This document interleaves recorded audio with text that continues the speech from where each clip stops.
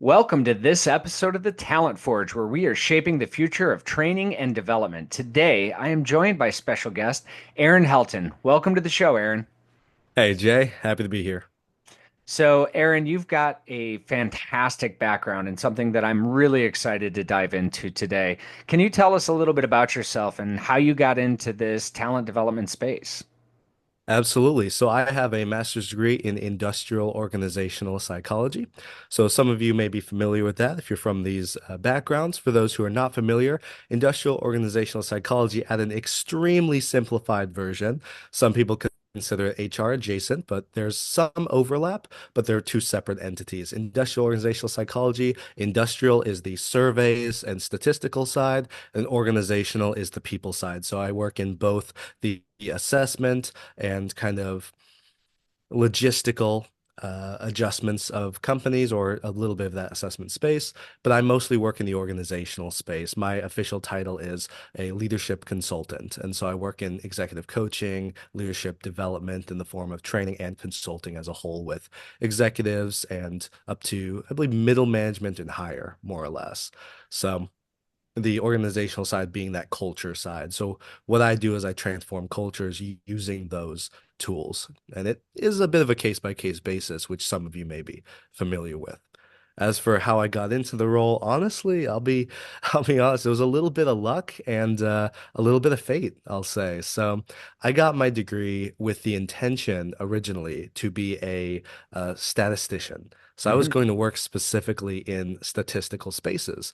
My dream when I was younger was actually to be a people metrician. So I was going to work in people metrics, which is the idea of turning things that shouldn't be or couldn't at the time, things that were abstract and couldn't be measured really, and turning them into numbers. So like employee motivation, how do you measure that? And I was going to make a bunch of surveys and things like that. And I still do that on the side. Our company actually has an engagement survey I just developed myself, but as I was shotgunning for jobs afterwards, as you do after college, saying, I just need my first job. Somebody give me a chance.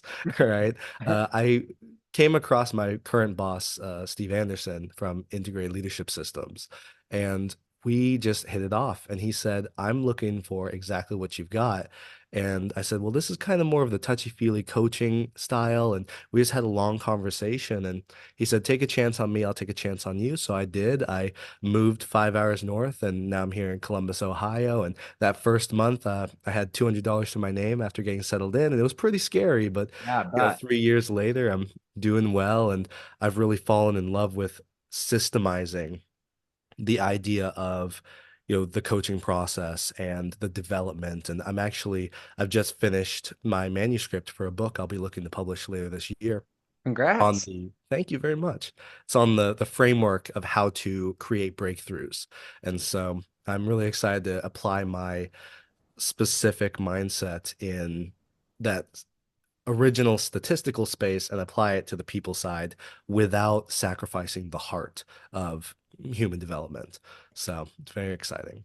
That is some exciting stuff, Aaron. And as the audience probably has already figured out, I am excited to have you here because one of the big things that we focusing on is measurement. How are we measuring whether our training programs are actually leading to behavioral change? How do we know our coaching programs are producing the return on investment that people are putting into them? So this is such a powerful conversation, and my background's in behavioral psychology, but not from the organizational side and not from the clinical side. I kind of danced in between those two. So let's dig into that question first. When you're looking at, say, measuring, right? In my background, I speak for a living. But probability, statistics, all those things were a little scary to me when I walked into them in the industrial and systems engineering department.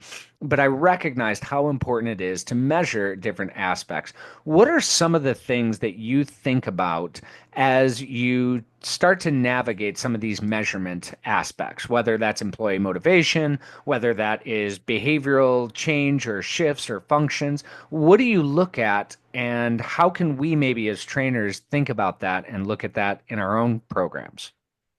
Absolutely. So first and foremost, when I think of measurements, we think of the organization as a whole. but the process really comes down to the individual one-on-one coaching. So we have conversations like you and I are having where, our process is based in cognitive behavioral psychology. So for those unfamiliar with the ABCD model, A is an activating event, B is your belief system around that event. We use the example of a snake. So if the A, an activating event, is a snake, you might fight or flight with your B, your belief system. Your belief system says, hey, a snake is dangerous, it can kill me, I have to run away or fight it. So your C, consequent emotion, will be something that's fear-based, which leads to that fight or flight. Your D is your dependent behavior. So how do you act in accordance? So what we do with coaching is we dig into that belief system, that B, and say, well, what if you were a gardener, or if you had knowledge of snakes and it was a garden snake? You're out in your garden and you just saw a harmless snake and you had knowledge of it. And so when you reframe your belief system around it, a lot of executives are finding this very helpful process. And I will say, as far as cognitive behavioral psychology goes, I know it's 50-50, especially with neurodiverse individuals. So I just want to give a little caveat of we apply that in more cognitively interested spaces like business, but we do have the flexibility of seeing the whole person. I'm not going to throw a cognitive behavioral framework on somebody that very obviously resonates more with somatic work, for Sure. instance. But anyway, circle that all the way back around with those one-on-one conversations. There was a study, I'm not recalling it off the top of my head. I just remember the numbers, but it was with some college students. It might have been a Gallup. I'm not sure. It was about 10 years back. But they looked at accountability and goal achievement within a year. For the students that had said, hey, I want to reach this goal, and nothing else, they just stated their intent, a year later, 16% of them had reached that goal. However, those that had an accountability partner, somebody that continuously checked in with them, which we do with coaching once a month, they achieved their goals 86% of the time. So that's already a 70% increase with, hey, if you have an employee that you're wanting to work with, just having a coach one-on-one for 1 year makes them 70% more likely to reach their goals. That in and of itself.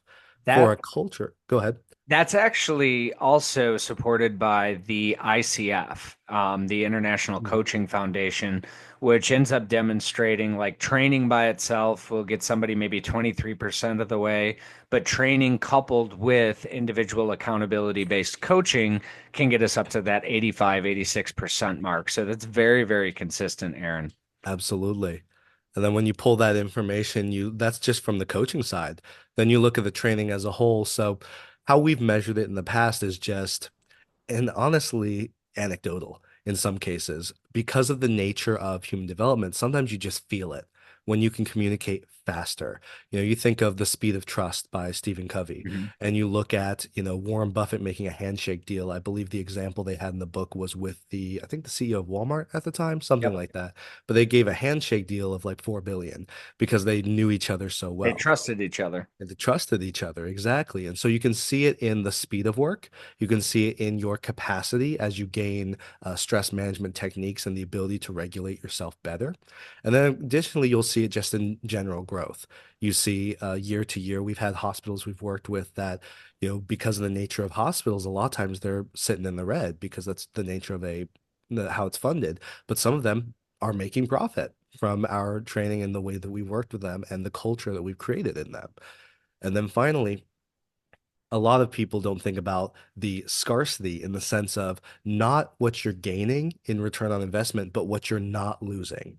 And what I mean by that is talent, TLNT, actually came out with a study a few years back, and it showed rough estimates of when you have to replace an entry level employee, it costs roughly 30% of their salary. And then mid level, I believe, was 150%. And then the senior level, it was 400%. So if you pay me, let's just pull some basic numbers out. Let's say it's $100.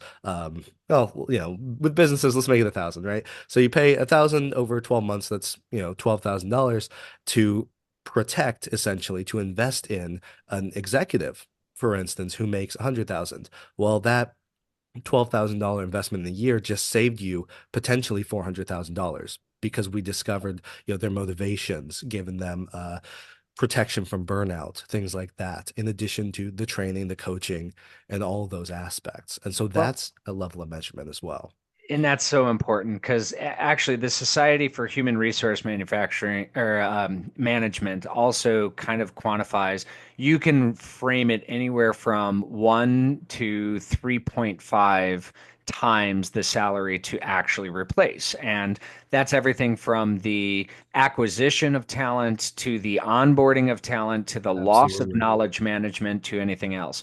So I always laugh when I love that you're throwing these statistics, these numbers out, because this is exactly what I really try to push trainers and Mhm. coaches to better understand of, hey, if they're not willing to pay for your training program, there's two things that are happening, and you have to take ownership. Either A, you have not communicated the potential impact of your training and how it is going to lead to those types of numbers.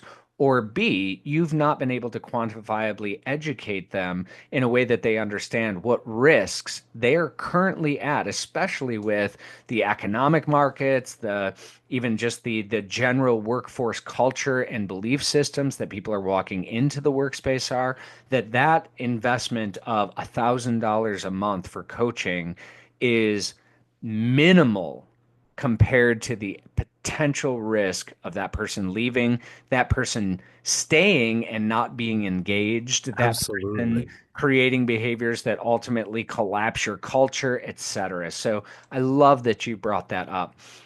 Aaron, I'm going to ask a question that is kind of related to, okay, so we've got these individuals that are coaching.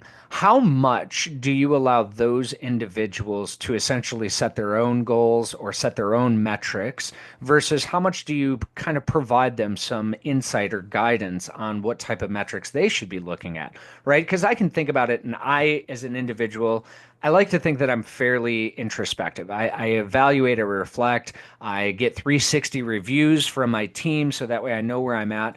But there are some managers, leaders that may not, they may feel, I feel like my team trusts me. And then you talk to the team and you find out, no, sir or ma'am, you are not trusted by your team. In fact, they think you're terrible. So, how do you navigate some of that space where maybe one of the people that you're coaching is not as introspective as they should be? How do you guide them in setting those goals or the parameters of the KPIs? So it depends a little bit, case by case. First off, is there's a responsibility of the coach to be the safe space for this individual to be challenged in. The coaching space is ideally a psychologically safe space to then challenge your coachee and say, hey, that's not consistent with other things I've been hearing. Second, we have the 360 assessment. We use the leadership circle profile in ours. And so we see reactive behaviors such as controlling, complying, or protecting, which is the fight, flight, or flee, essentially. And so when we look at those aspects, we can say, hey, here's 20 people. This is the general information that they gave you relative to your self-perception. And then lastly, depending on what level and at what space we're in the organization, if I started a coaching agreement with somebody that's on a PIP, for example, they may have given me goals that led that person towards the PIP and what they need to work on. Alternatively, I will check in with their supervisor about every 3 months, about every quarter, and say, here's how this person is doing. Or during our training, we'll give updates to the management team or whoever's in charge of the training and then the executive team as well to say, here's how things are going individually. Are you seeing the changes that we're being told are happening in coaching? And so, really, it's a lot of communication at all levels to make sure that those goals are being met. And then finally, every intake session, even if I've been given goals, I will make sure that the coachee sets their own goals. I may be able to, a couple sessions in, talk about, hey, here's some things that are going on and that your boss is asking me to work on. And generally, I don't get into like a 3 to 6 month, like fast-paced coaching situation. In those instances, I would say, hey, here are the things we have to be working on. But generally, since the early stages of coaching are also about building trust, I'm not going to come out the gate personally. There are definitely coaches that do, but I won't come out of the gate saying, here are the things we have to work on. It's who are you and who do you want to become? And when I coach, my personal philosophy is And I tell every one of my clients at the end of every session we have, I have one goal. I want you to feel heard and I want you to feel empowered. That's it. So I will ask at the end of our sessions, do you feel heard in all the things you told me? And do you feel empowered to make change? Because one of the strengths of coaching is compared to therapy, because a lot of people make that comparison, is that therapy can focus a lot more on the past and coaching can focus a lot more on the future. And again, case by case, there's variation, but in general, that's a bit of a binary separation from them. And I like that distinction because to be perfectly honest with you, I really don't do much one-on-one coaching anymore. I do groups, I do teams, I do a lot of training, etc., facilitation, but I got out of the one-to-one coaching space in big part because there seemed to be a sort of connection that people would utilize coaching in order to replace therapy. And it's just like, okay, we're digging into some stuff that's probably better suited for a clinical therapist than it would be for Absolutely. me. And I would draw that boundary, but I Mhm. really love the distinction that you created there is whether it's focusing on the past or focusing on future efforts, solutions, growth mindset, etc. That's definitely a really powerful frame that you offered there, Aaron. So I want to thank you for that. It's interesting to me in terms of the goals and the goal setting because as a trainer, as a coach, or even as an HR person that's trying to manage different sets of behaviors, being able to really dig in on that aspect of what are we measuring here? What are we looking at? And what does success look like for that practitioner? It's going to be very, very different across people, across organizations. I want to ask one other question in this, and then I'm going to kind of shift our gears just a little bit here, Aaron. Sure. But one of the things that I have found, whether it's from coaching or whether it's from engagements, is having a sort of cool down period. So, what I like to do and what I liked to do when I was doing individual coaching is I would have essentially a time block, whether that was 4 months, whether that was 3 months, and then I would have a little bit of a cool down time. And it didn't have to be commensurate. It wasn't like 90 on, 90 off or anything. It usually could be something like 90 on, 30 days off, 90 on, 30 days off. Do you find that there's any sort of sweet spot for the cadence of coaching, giving a cool off period, or do you go, essentially 365 all the way through meeting once a week? What does that look like for you, and what is some of the things that maybe you've taken away from that sort of intensity of the programs? That's a great question, Jay, honestly. So our process is the standard coaching is twice a month, every 2 weeks. And then naturally life happens. If we need to reschedule, actually earlier today, I rescheduled a client. I wasn't able to see them 2 weeks out. So we just scheduled 3 weeks out. Simple enough. And, for those that are in the training program, because we have once a month workshops, then we have once a month coaching as well. And so when we have those different cadences, either of those really work. For the twice a month, those individuals tend to be more enthused from what I've seen because we meet more often, they're getting more insight, they're asking more questions, and our relationship is building a little faster. For those that meet monthly, however, the advantage is there is advantage to not being as quickly close to a person. Not every coaching relationship has to be extremely close and trusting. Ideally, they will be, and there will always, hopefully, for any sort of good relationship, be a level of trust. Do not disregard or warp my words in that way. However, when you see them once a month, it's a lot easier to say, "Hey, how have things been? Okay, that's great. Let's get to work," essentially. And then for those that you see twice a month, the conversation can be a lot more relaxed. The insights could be less formal. And for some individuals, that works a lot better. So it really does depend case by case. And also, I check in with my clients often. I say, what am I doing that I could be doing more of? Or what am I not doing that you'd like to see me do? Should I challenge you more? I share a lot of personal stories because that it helps to frame things in perspective, but also it helps to create that relationship building. It feels a lot more conversational, a lot more natural, and it feels less preachy when it's a parable, when it's a story. Some clients don't resonate with that. They say, "Can you make me a bullet point list of what I need to just start doing?" I said, "Okay, but we're gonna Sure. make it together." Yep. I'll want to say my story, but if they say, "I would like to hear less stories," okay. So if there's a coach that's finding trouble in that cadence, if you are a listener that's having trouble finding that cadence or you want something like that, first and foremost, go at your own pace and set it from there and then adjust for the clients.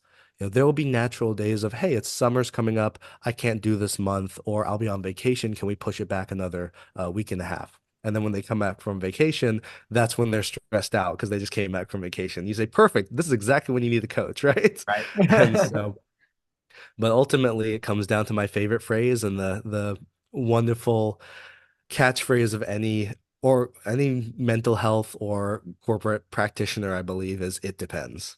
It's our catchphrase, really. Well, and I think that's fair. I think it's good to have the context and the setting and even the individual that we're working with. It's got to be comfortable. It's got to be something that makes, logistical sense. And Exactly. so I think that's great guidance. Thank you, Aaron.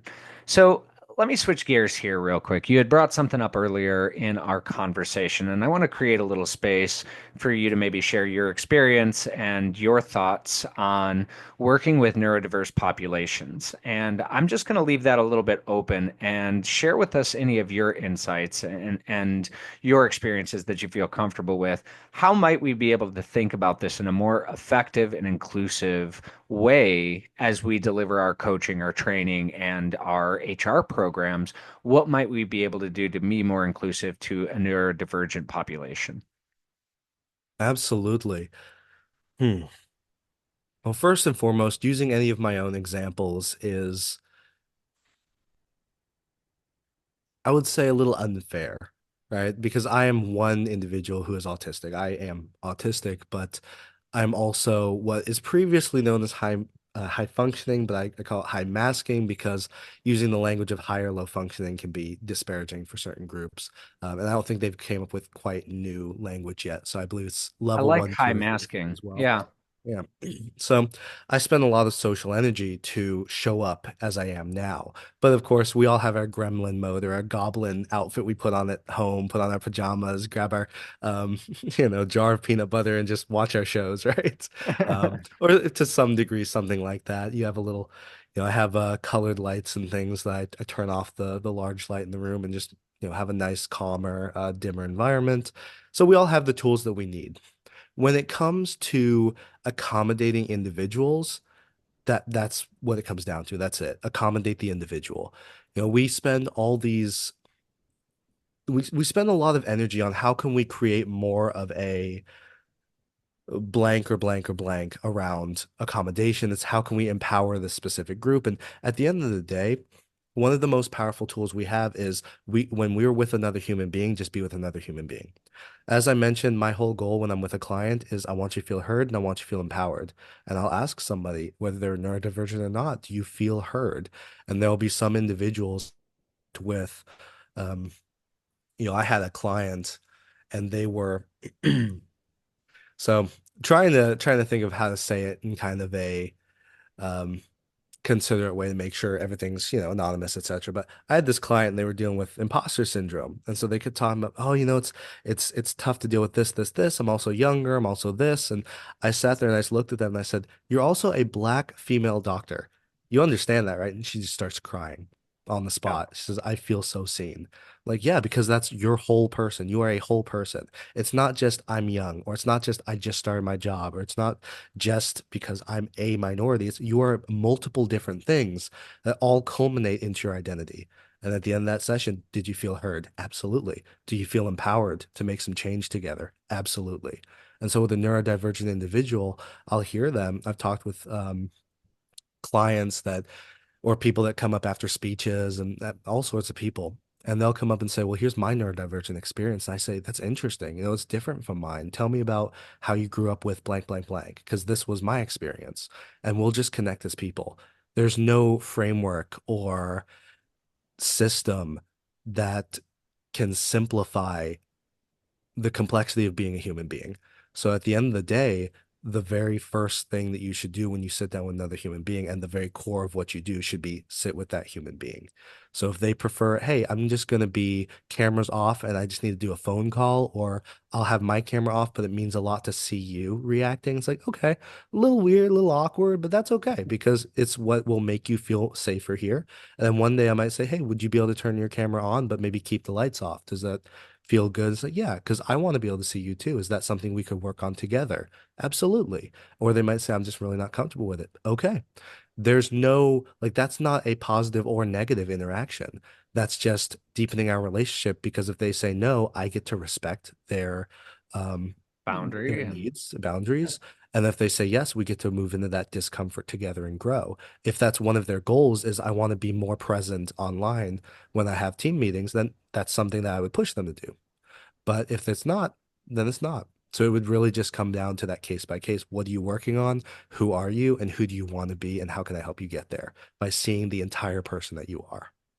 well, thank you for sharing that, Aaron, and for sharing your perspective on it. I think it's really important to understand that, and I really liked the frame that you said. And I don't want to paraphrase it this, 4 seconds after, but it was basically there is no system that will manage the complexity of human beings, and that's so true in so many levels. One of the things that I'm thinking about is you mentioned identity. And there's some really incredible studies of, one of the studies, I believe what it did was it took women and we're actually testing their efficacy in mathematics. And, there's a stereotype or there's this downplay of women in mathematics or women in technical sciences, et cetera. And one of the things that this study actually did was to challenge the identity concept. And how they did that was they took three different groups of women, putting them into a standardized test against three different groups of men to see, did men actually outperform them? And in the group where there was no intervention, the men did end up outperforming them. However, with the two interventions, the gap closed and actually it was pretty much equal. And those interventions were as simple as they asked the women before they took the assessment or before they took the standardized test, okay, well, you identify as a female. What else do you identify as? And they said, well, I identify as a big sister. I identify as a college student. And they really worked on this concept of identity and drew out all of these other identities that these people were holding.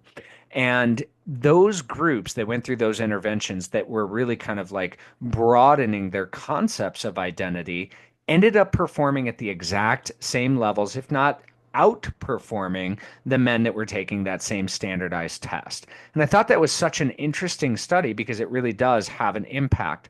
So I'm going to frame this into a little bit of a conversation around the neurodivergence concept. The identification of feeling neurodivergent or having a neurodivergent, frame, does that limit? Does that become the sole marker? How have you navigated those questions of identity in that space? And I think this could be really powerful for both the trainers and coaches and HR people out there, but even other people that are listening that may frame their identity as a single source, like I am a trainer. Okay, but what else are you, right? So even taking this to that larger context, I guess the question is how do you manage that question of identity in this space? Mm. Ready for the catchphrase? It Yeah. depends. It depends. But that's an excellent question because when you think of identity, like we really do tend to identify ourselves as one thing, especially those like our job. You've seen in the rates of suicide in like men when they lose their job.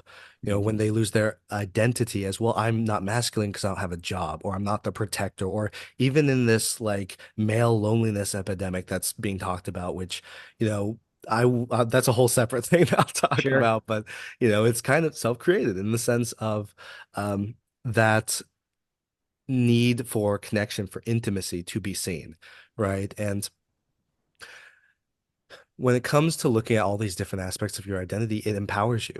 That's it. Mhm. When you feel seen, you are empowered. And I used that word a moment ago, intimacy. And I forgot where I heard it. It was either a podcast or there's a quote somewhere. I'm sure it's been said a couple different ways, but I heard this said as intimacy is into me, you see, or into you, I see. Intimacy, into me, you see. Hmm. And I loved that. And it stuck with me in the sense of how can I see you more? People confuse intimacy, and this is a slight tangent, but people confuse intimacy with physical or sexual Right. gratification. It's like, no, intimacy is you and I right now having a conversation about things we connect with. That is intimate in a way. And so when you are able to prop yourself up with different identities and give yourself space in all those aspects. Like I talk a lot when I do speeches. I love the Renaissance Fair.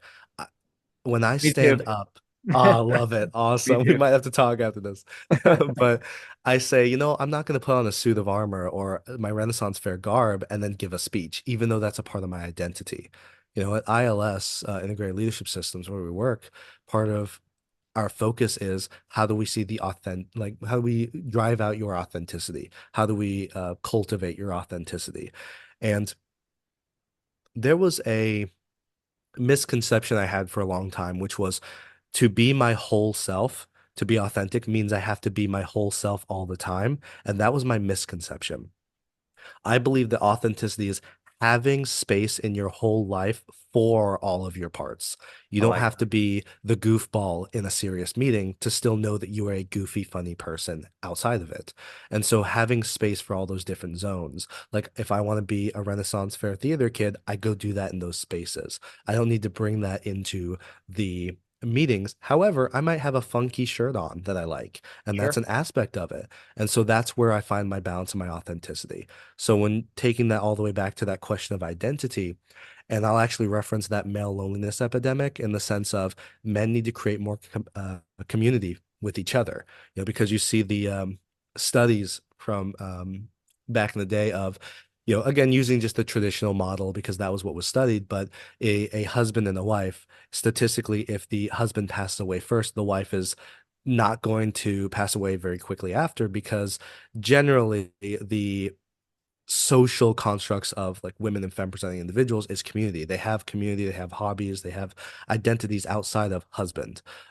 Whereas the individuals that were, the husbands, if they had lost their spouse, they lose that idea of like, well, who's like taking care of me? They're my, for lack of a better term, and you'll very clearly see my thoughts on things, but your emotional support animal, essentially, in some past marriages. And again, some extremes. I know there's a lot Yeah, more of healthy course. individuals now, but that's how it was propped up was a woman was basically a man's emotional support animal. So when a wife passed away, the man shortly followed. And so when you look at that idea of identity, cultivating more than just one thing is not only necessary for evolution in the sense of like fulfillment, it's also necessary just to survive. If you put all your eggs in one basket emotionally, then you're putting all your eggs in one basket emotionally.